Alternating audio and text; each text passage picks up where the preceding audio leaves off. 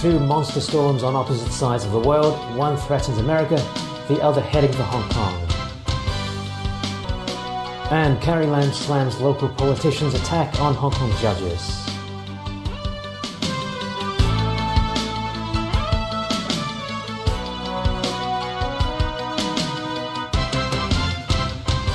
Hello, good evening. The standby signal number 1 remains in force. The observatory may upgrade that signal tomorrow depending on the effects from tropical cyclone Barijat. But a storm that caused widespread damage in Guam could turn into a super typhoon and hit Hong Kong this weekend. Clear skies today, but for how long? At 10:40 this morning, the observatory issued the standby signal number 1. This means a tropical cyclone centered within about 800 kilometers of Hong Kong could affect us. Tropical storm Barijat is forecast to move west in the general direction of the coast of western Guangdong. The circulation of Barijat is relatively small. It will still maintain some distance from Hong Kong tonight. Barijat is expected to edge slightly closer to the Pearl River estuary tomorrow, and its associated squally showers will affect Hong Kong gradually. The observatory will take into account the variation of local wind strength to consider issuing the strong wind signal number 3 tomorrow. Over in Macau, authorities are bracing themselves for a possible signal number 8 tomorrow night, but don't ignore a second storm coming our way. In the coming days, Super Typhoon Mangkhut will move across the western North Pacific and intensify further. Mangkhut, the Thai name for a kind of fruit, may leave a sour taste when it edges closer to the South China coast over the weekend. Heavy rain, squalls and storm surges are expected. Typhoon Mangkhut already flooded streets and downed trees in Guam when it passed through overnight.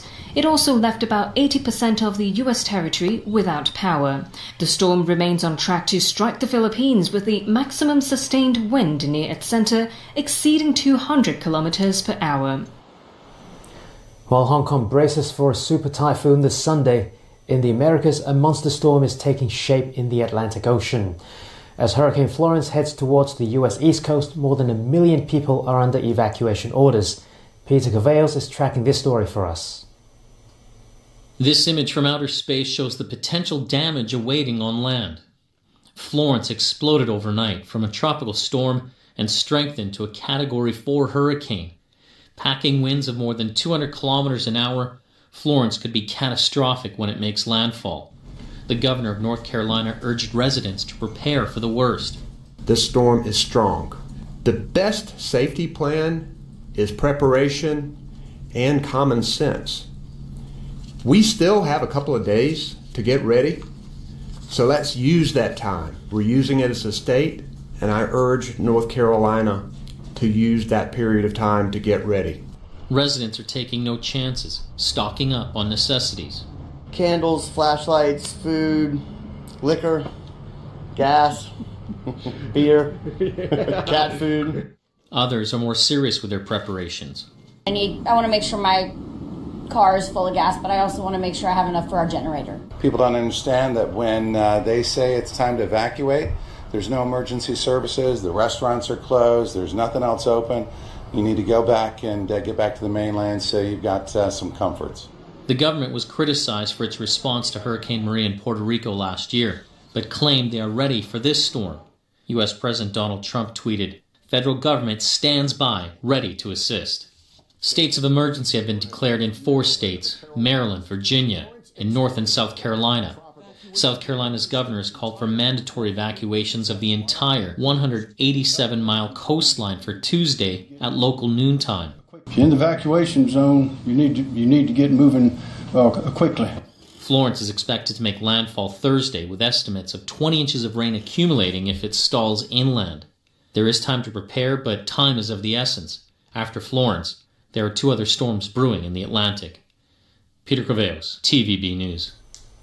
Meanwhile, United Nations Secretary-General Antonio Guterres warned that the world must rapidly shift from dependence on fossil fuels by 2020 to prevent runaway climate change. I have asked you here to sound the alarm. Climate change is the defining issue of our time, and we are at a defining moment. we face a direct existential threat. Climate change is moving faster than we are, and its speed has provoked a sonic boom SOS across our world. We are careering towards the edge of the abyss. Guterres was speaking in New York ahead of this week's Global Climate Action Summit in San Francisco. He points to this summer's massive superstorms, heat waves and wildfires as proof of the rapid rate of climate change. He blames world leaders for inaction, saying there has been a lack of leadership to address global warming. Back locally, the chief executive rebuked a politician's recent remarks over a ruling by the city's top court. As Caleb Lung reports, Carrie Lam said such comments damaged the rule of law. Before today's Executive Council meeting, the chief executive responded to comments made by a local deputy to the National People's Congress. It is unacceptable for anyone to insult judges or the judicial system, even if they are dissatisfied with a court's decision, she said. Carrie Lam was rebuking comments made by Stanley on his Facebook page last week. Called a panel of Court of Final Appeal judges sinners of society as they reduced the penalties of 13 activists who stormed the electoral building in 2014. The activists were protesting against the government plan to develop the northeastern New Territories. Said the activists refused to repent and the release would just poison the minds of local youths. Lam said such comments would damage the rule of law. In response, said there are reasons that lead to the fall of the rule of law. Lam also talked about data protection for free Wi-Fi service users at the West Kowloon station. This came after media reports said the Wi-Fi service provider may hand over users' information to mainland authorities. The CE tried to sound reassuring, but stopped short on how the issue will be addressed. I'm sure my colleagues in the Transport and Housing Bureau as well as the Mass Transit Railway Corporation will address your concern. The most important thing in the lead up to the commissioning of the high-speed rail is for us to be even more transparent, even more speedy in responding to any queries that the members of public have. Lam also refused to disclose more details of her policy address, only promising to address housing concerns. There is no question of not addressing the issue of housing. I have already announced a series of housing policy measures. So we are now waiting for land supply to fulfill those promises in the new housing policy. Carrie Lam will deliver her second policy address next month. Caleb Lung, TVB News. The Macau government is formulating a cybersecurity bill to prevent cyber threats. The bill will require telecom service providers to check and register customers' identification data. This includes customers using prepaid SIM cards. Service providers will also need to retain information regarding new customers' network switches for a year. The bill will be reviewed at the Legislative Assembly of Macau and take effect 180 days later upon passing. Coming up next, lawmakers angry at delays in West Kowloon Arts Hub. Government says dengue fever outbreak under control. And US threatens International Criminal Court.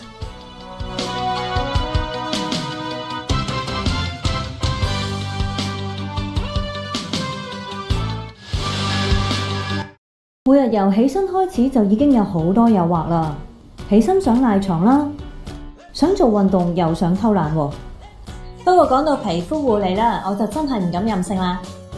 尤其是係天氣一轉啦，我試過用咗啲唔啱我嘅護膚品，出晒粒粒，真係諗起都怕怕。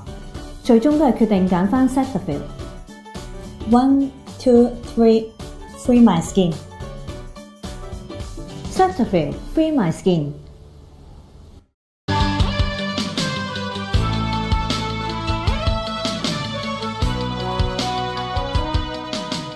Welcome back. The West Kowloon Cultural District Authority says it is aiming to complete construction for the M+ Museum by the end of 2019. But at a LegCo meeting this morning, lawmakers were angry about delays to the project after the main contractor was fired because of financial difficulties. Haley Joe has more details. Legislators expressed their concerns over the delays and the mounting costs of the M+ project. The West Kowloon Cultural District Authority says it has appointed a new management contractor, Gammon Construction Limited. It'll oversee the completion of the $5.9 billion project, and it wants to ensure the continuity of the construction process. The estimated construction cost of the M+ Museum was initially $5.4 billion in 2013, with a target opening of 2019. But the opening date has been pushed back. Tensions ran high during a meeting in Lashko today as lawmakers questioned if the authority was fully aware of Sinchon Group's financial situation before its appointment in 2015.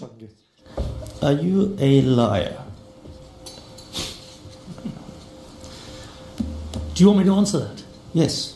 Well, the simple answer is no. We did look into the parent company. There was no indication at that stage that there were any financial issues. In terms of the cause for the delay, I think that the cause primarily is due to financial situations, but there are other elements. As I say, this is not a black and white situation. Jeremy Stowe, Director of Project Control, said about 90% of the main building is completed, which will house all the galleries. With the main tower, we're about 90 to 95% constructed. The podium is around 90% constructed. However, there is still a lot of work to be done. The latest progress data shows the retail, dining and entertainment building is about half finished. Haley Zhou, TVB News. Authorities remain unsure if Lion Rock Park will reopen next week after a month-long closure. The park is considered a source of local dengue fever infections. Still, officials believe the outbreak is under control. We have less confirmed cases in the past few weeks, and in fact in the last week we do not have any new confirmed cases. As far as the Lion Rock Park is concerned, it was closed on the 17th of August, and we are now assessing the situation. A couple who attempted to stop a bus from pulling out onto one of the city's busiest streets face trial at Eastern Magistracy. As Kane Chu reports, one of the defendants also reportedly assaulted a man who tried to intervene. The two defendants, Wang Hei-yen and Victoria Ng, allegedly tried to stop a bus they missed by standing in front of it. The incident happened on one of Causeway Bay's busiest streets in October 6th last year. Both were charged with obstruction of public place or traffic. Wang also faces an additional charge of common assault. Both defendants denied the charges. The bus driver involved was called to the court today. The driver said he drove the bus into the lane after getting passengers on board outside the Sogo department store at around 11 p.m.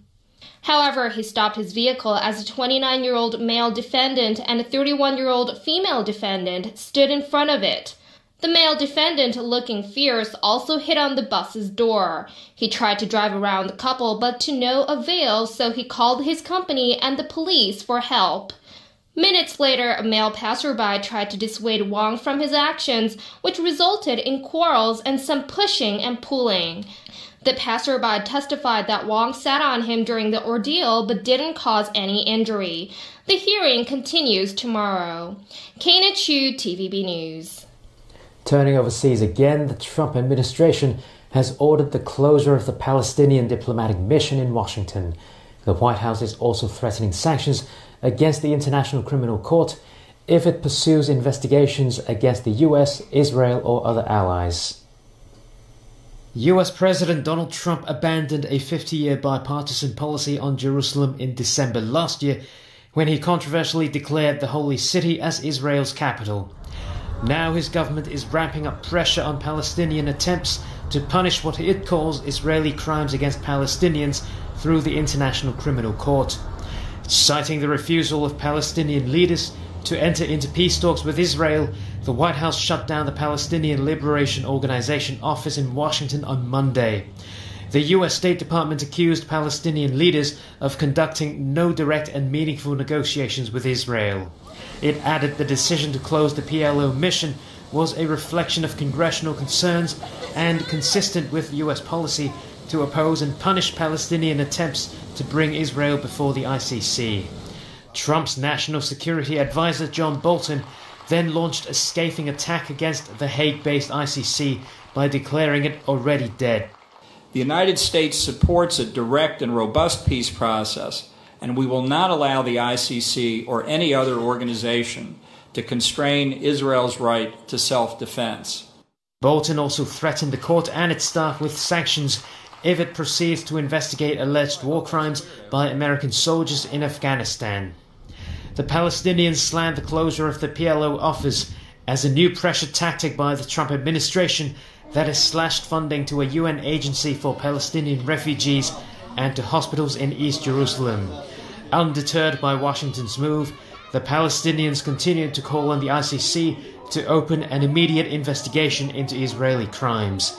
Meanwhile, Israel applauded Washington's decision and accused the Palestinians of using the court as a way of sidestepping US-sponsored bilateral talks, which have stalled since 2014. President Xi Jinping and his Russian counterpart Vladimir Putin opened Sino-Russian talks on the sidelines of the Eastern Economic Forum.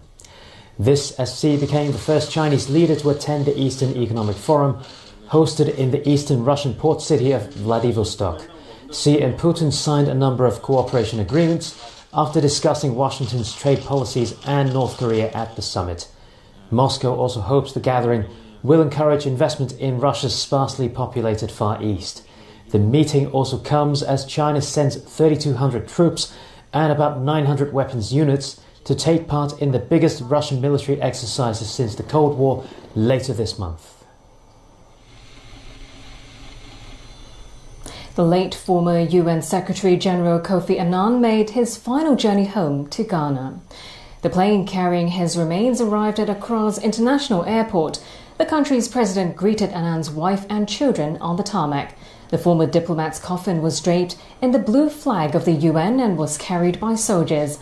Annan passed away in August at the age of 80. His body will lie in state for 2 days at the Accra International Conference Centre. A state funeral will be held Thursday.